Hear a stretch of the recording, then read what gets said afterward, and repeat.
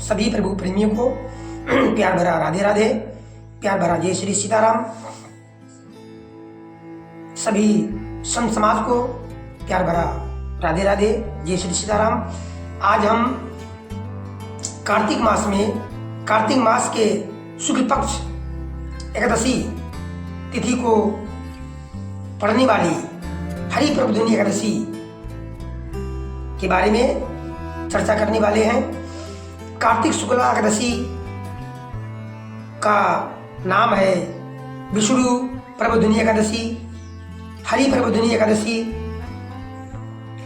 द्यो प्रबोधिनी एकादशी, द्योत्थान एकादशी और द्योठनी एकादशी। इसी को द्विथमन एकादशी भी कहते हैं। इसी के बारे में चर्चा करने वाले हैं। इसका महत्व क्या है, विधि विधान क्या है, इसका कथा क्या है। पूरी वीडियो में बने रहिए ताकि पूरी बात समझ में आ जाए। आप सभी का स्वागत है इस वीडियो में। जानकारी अच्छे लगे तो अपने सगे संबंधियों में, संत समाजों में, मित्रों में शेयर अवश्य करें और लाइक भी कर दीजिए और कमेंट में जय श्री सीताराम, जय श्री राधे अवश्य लिखिए। हरि प्रबोधिनी एकादशी से ही, हरि प्रबोधिनी एकादशी से ही इस व्रत को शुभारंभ जो नए हैं करने जा रहे हैं उठा सकते हैं, क्योंकि 4 माह के बाद भगवान श्री हरि विष्णु जी आज के दिन हरि प्रबोधिनी एकादशी के दिन जागते हैं, सोकर जागते हैं। और आज के दिन ही, आज के दिन से ही एकादशी का व्रत उठाना चाहिए, यानी व्रत रहना शुरू करना चाहिए। लोग करते भी हैं।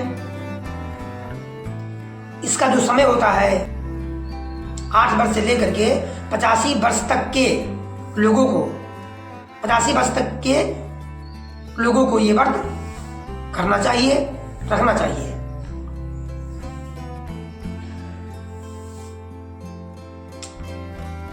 ब्रह्मा जी द्वारा जिसका महत्व बताया गया है, आइए श्रवण करते हैं। ब्रह्मा हिंदू धर्म में एक प्रमुख देवता है। उन्हें सृष्टि का रचयिता कहा जाता है। परमपिता परमेश्वर ब्रह्मा जी द्वारा जो देवशयनी एकादशी के बारे में महत्व बताया गया है, पहले उसको सुनते हैं। ब्रह्मा जी बोले, हे मनुश्रेष्ठ, अब पापों को हरने वाले, पुण्य और मुक्ति देने वाली एकादशी का महात्म सुनिए। पृथ्वी पर गंगा की महत्ता और समुद्र तथा तीर्थों का प्रभाव तभी तक है जब तक कि कार्तिक की द्यो प्रबोधिनी एकादशी तिथि नहीं आती। मनुष्य को जो फल 1000 अश्वमेध और 100 राजसूय यज्ञों से मिलता है, वही फल हरि प्रबोधिनी एकादशी को करने से मिलता है। नारद जी कहने लगे, हे पिताजी, एक समय भोजन करने, रात्रि को भोजन करने तथा सारे दिन उपवास करने से क्या फल मिलता है, सो विस्तार से बताइए। तब ब्रह्मा जी ने कहा, हे पुत्र, एक बार भोजन करने से 1 जन्म और रात्रि को भोजन करने से 2 जन्म तथा पूरा दिन उपवास करने से 7 जन्मों के पाप नष्ट हो जाते हैं। जो वस्तु त्रिलोकी में ना मिल सके और दिखे भी नहीं, वह हरि प्रबोधिनी एकादशी से प्राप्त होती है। मेरू और मंदराचल पर्वत के समान भारी पाप भी नष्ट हो जाते हैं इस व्रत को करने से, तथा अनेक जन्म में किए हुए पाप समूह क्षण भर में हरि प्रबोधिनी एकादशी का व्रत करने से भस्म हो जाते हैं। जैसे रुई के बड़े ढेर को अग्नि की छोटी सी चिंगारी पल भर में भस्म कर देती है, विधि पूर्वक थोड़ा सा पुण्य कर्म बहुत फल देता है, परंतु विधि रहित अधिक किया जाए तो भी उसका फल कुछ नहीं मिलता। कुल मिलाकर के विधि विधान से इस व्रत को करने से पुण्य फल की प्राप्ति होती है।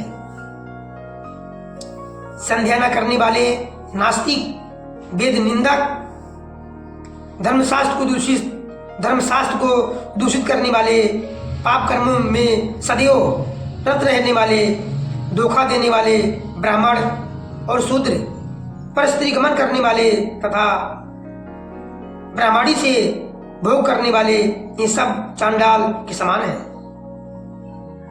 जो विधवा अथवा सधवा ब्राह्मणी से भोग करते हैं वो अपने कुल को नष्ट कर देते हैं, पर स्त्रीगामी के संतान नहीं होती और उसके पूर्व जन्म के संचित सब अच्छे कर्म नष्ट हो जाते हैं। जो गुरु और ब्राह्मणों से अहंकार युक्त बात करता है वो भी धन और संतान से हीन होता है। ये सब ब्रह्मा जी अपने पुत्र नारद जी से कह रहे हैं।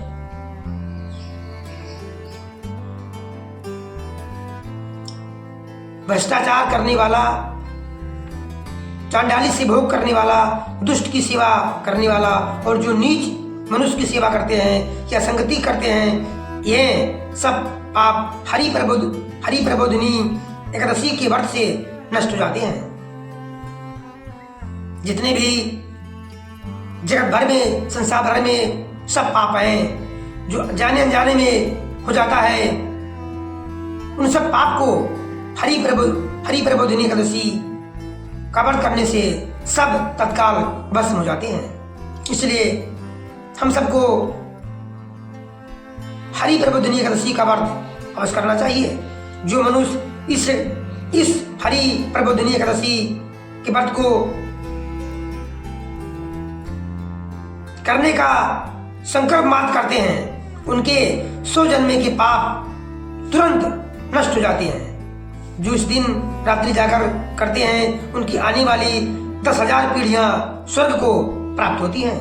नरक के दुखों से छूटकर प्रसन्नता के साथ सुसज्जित होकर वे विष्णु लोक को जाते हैं। ब्रह्म हत्या इत्यादि महान पाप भी इस व्रत के प्रभाव से नष्ट हो जाते हैं। जो फल समस्त तीर्थों में स्नान करने से, गो, स्वर्ण और भूमि का दान करने से प्राप्त होता है, वही फल इस कार्तिक मास की शुक्ल पक्ष की हरि प्रबोधिनी एकादशी का व्रत करने से मिलता है।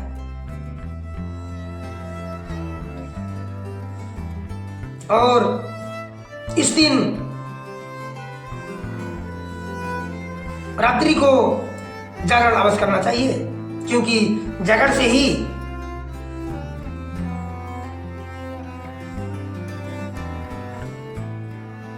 जो फल समस्त तीर्थों में स्नान करने, गौ, स्वर्ण और भूमि का दान करने से होता है, वही फल इस एकादशी की रात्रि को जागरण करने से मिलता है। हे मुनि शार्दूल, इस संसार में उसी मनुष्य का जीवन सफल है जिसने हरि प्रबोधिनी एकादशी का व्रत किया है। वही ज्ञानी, तपस्वी और जितेंद्रिय है तथा उसी को भोग एवं मोक्ष मिलता है। जिसने इस हरि प्रबोधिनी एकादशी का व्रत किया है वह विष्णु को अत्यंत प्रिय, मोक्ष के द्वार को बताने वाली और उसके तत्व को ज्ञान देने वाली है। मन, कर्म, वचन तीनों प्रकार के पाप इस रात्रि को जागरण से नष्ट हो जाते हैं। इस दिन जो मनुष्य भगवान की प्रसन्नता के लिए स्नान, दान, तप और यज्ञ आदि करते हैं वह अक्षय पुण्य को प्राप्त होते हैं। प्रबोधिनी एकादशी के दिन व्रत करने से मनुष्य के बाल यौवन और वृद्धावस्था में किए गए समस्त पाप नष्ट हो जाते हैं। इस दिन रात्रि जागरण का फल चंद्र सूर्य ग्रहण के समान स्नान करने से 1000 गुना अधिक होता है। अन्य कोई पुण्य इसके आगे व्यर्थ है। जो मनुष्य इस व्रत को नहीं करते उनकी अन्य पुण्य भी व्यर्थ ही है। अतः हे नारद जी, तुम्हें भी विधि पूर्वक इस व्रत को करना चाहिए और हम सब मनुष्यों को भी इस व्रत को हरि प्रबोधिनी एकादशी का व्रत विधि विधान से करने से भगवान श्री हरि विष्णु जी प्रसन्न होते हैं और अंत में अंत समय विष्णु लोक प्राप्त होता है।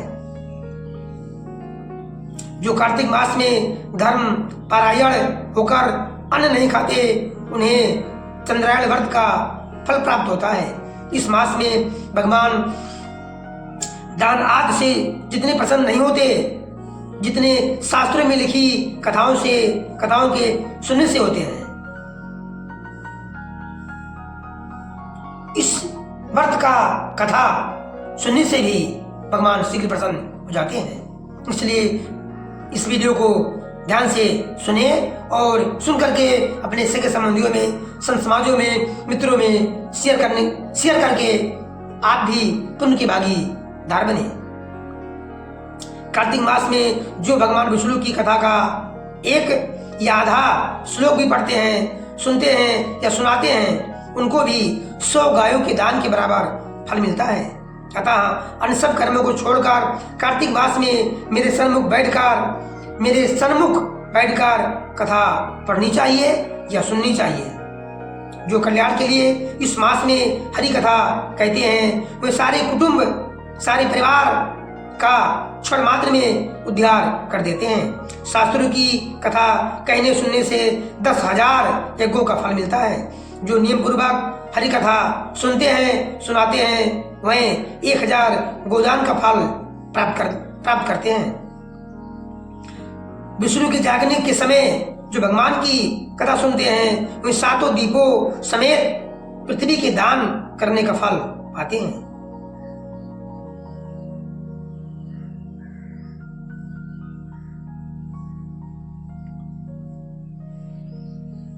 कथा सुनकर वाचक को जो मनुष्य सामर्थ्य के अनुसार दक्षिणा देते हैं उनको सनातन लोक मिलता है। इसलिए आप सभी का कर्तव्य है कि कथा सुनने के बाद शेयर करना ना भूले, क्योंकि शेयर करने से भी आपको भी पुण्य की प्राप्ति होगी। ये हरि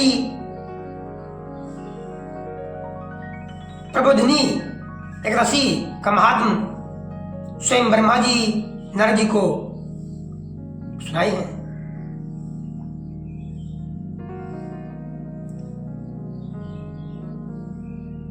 आइए अब धर्मराज जी को, धर्मराज युधिष्ठिर को भगवान श्री कृष्ण इसी हरि प्रबोधिनी एकादशी की कथा महत्व सुना रहे हैं। इसके बारे में जानकारी प्राप्त करते हैं।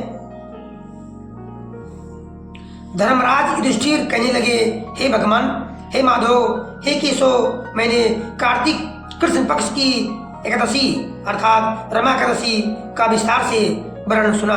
अब आप कृपा करके कार्तिक माह के शुक्ल पक्ष की हरि प्रबोधिनी एकादशी के बारे में कथा और महत्व बताइए।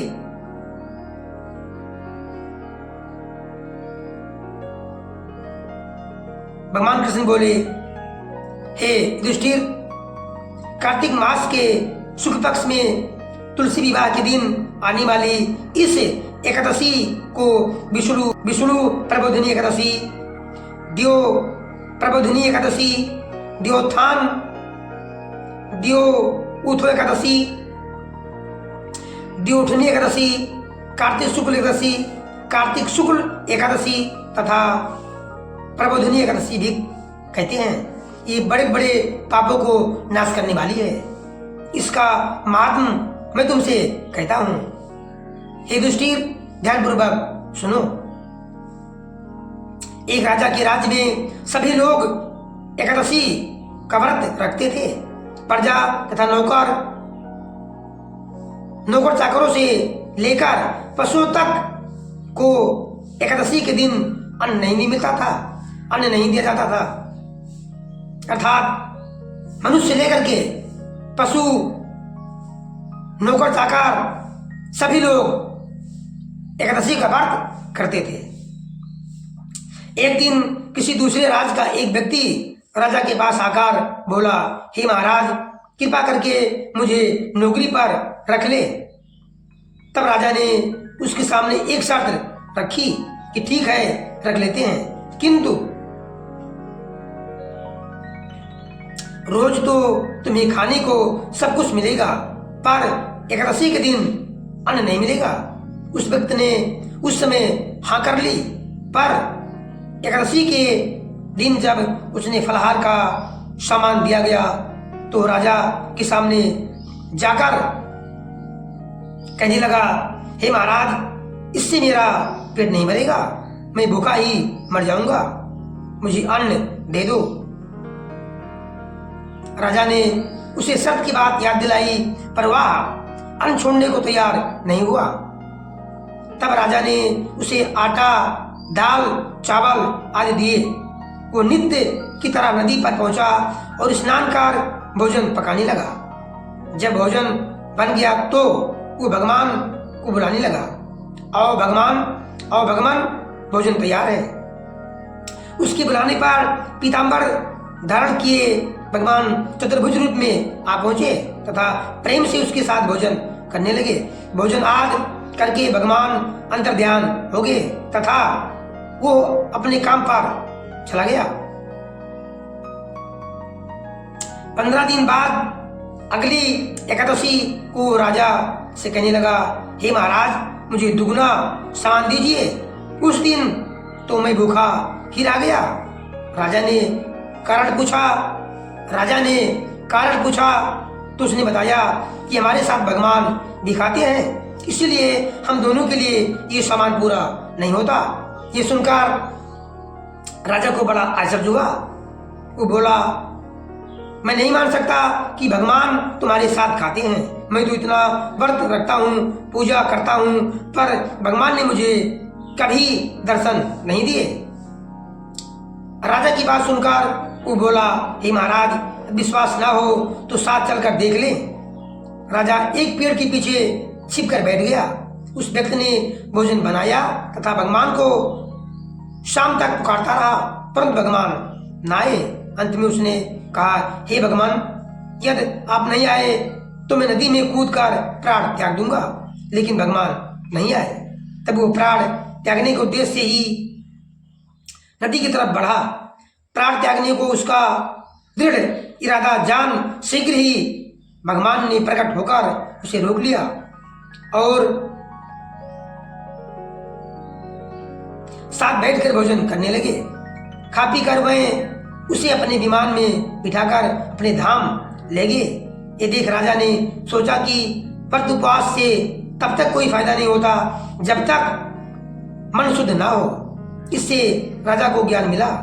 वो भी मन से व्रत उपवास करने लगा और अंत में स्वर्ग को प्राप्त हुआ।